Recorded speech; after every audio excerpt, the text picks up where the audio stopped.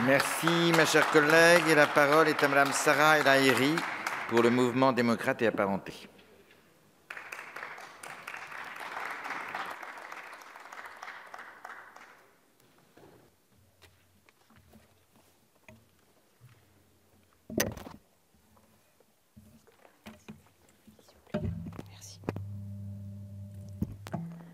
Monsieur le Président, Madame la Ministre, Madame la rapporteure, Monsieur le Président de la Commission des Finances, mes chers collègues.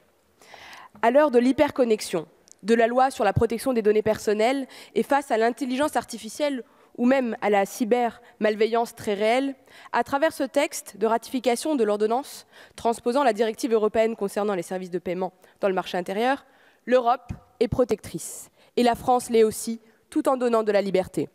Maintenant, accordons une petite touche d'histoire dans un débat qui est plutôt technique. À travers ce texte, nous faisons mentir, plusieurs siècles après, Benjamin Franklin. Oui, oui, Benjamin Franklin, qui disait « Un peuple prêt à sacrifier un peu de liberté pour un peu de sécurité ne mérite ni l'une ni l'autre et finit par perdre les deux. » Avec ce texte, nous apportons plus de liberté et plus de sécurité et nous gagnons sur les deux tableaux. Un peu plus d'un an après la loi d'habilitation intégrée à la loi relative à la transparence, à la lutte contre la corruption et à la modernisation de la vie économique dite Sapin 2, nous sommes maintenant amenés à ratifier l'ordonnance transposant la directive européenne concernant les services de paiement dans le marché intérieur. Plus communément appelée DSP2, cette directive prend la suite de la directive DSP1 de 2007 en ouvrant de façon obligatoire et gratuite les données de compte de paiement aux agrégateurs et aux initiateurs de paiement.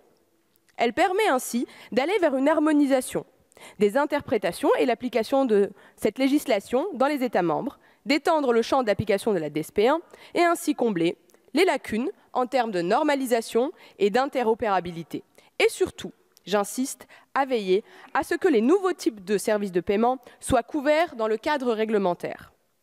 Le groupe Mouvement démocrate et apparenté soutiendra évidemment ce texte et souhaite que soit menée une évaluation plus précise que son impact, plus particulièrement sur deux axes.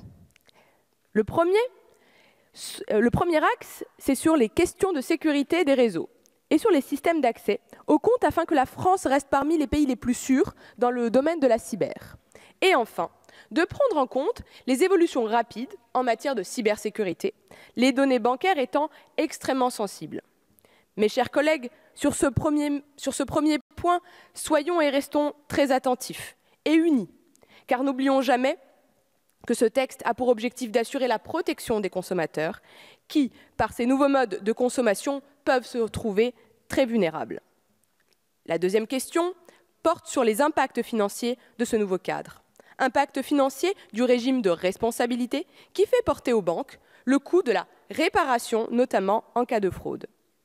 Impact financier de l'ouverture gratuite des données, la gratuité étant pour les agrégateurs et les initiateurs de paiement, mais pas pour les banques, qui ont développé les systèmes sécurisés d'échange de données appelés API. La question de la mise en place d'une redevance pour le développement et l'entretien de ce système pourrait en effet se poser. J'irai même plus loin. Elle peut se poser dès la phase d'évaluation terminée, car les efforts et les coûts doivent être partagés. Et soyons attentifs, très attentifs même, à ce que le consommateur ne soit pas le seul à contribuer à la fin de la chaîne.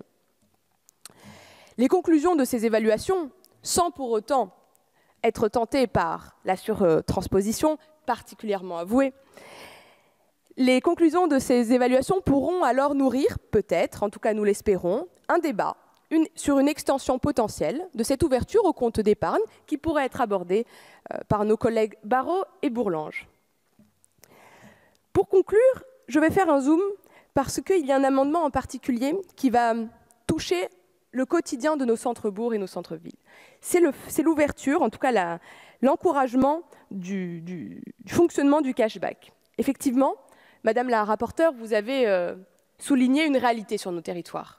Oui, le maillage des distributeurs automatiques est très hétérogène, est inégal. Et le départ d'un distributeur automatique d'un centre-bourg tue la vie de ce centre-bourg. Centre-bourg ou d'un village, ou même d'un centre-ville, dans certains cas, même de quartier. Madame la rapporteure, vous avez précisé cet équilibre. Oui, c'est nécessaire d'encadrer ce cashback, mais ça va être un souffle de dynamique, parce que c'est l'accès aux monnaies, l'accès aux fiduciaires permet à nos marchés de vivre, permet du lien social et permet à nos centres, à l'ensemble de nos territoires, mais à nos centres-villes et nos centres-bourgs, de continuer à être dynamiques. Donc je vous remercie, c'est important. Donc malgré la technicité, je souhaitais faire un zoom bien particulier. Je vous remercie. Merci, ma chère collègue.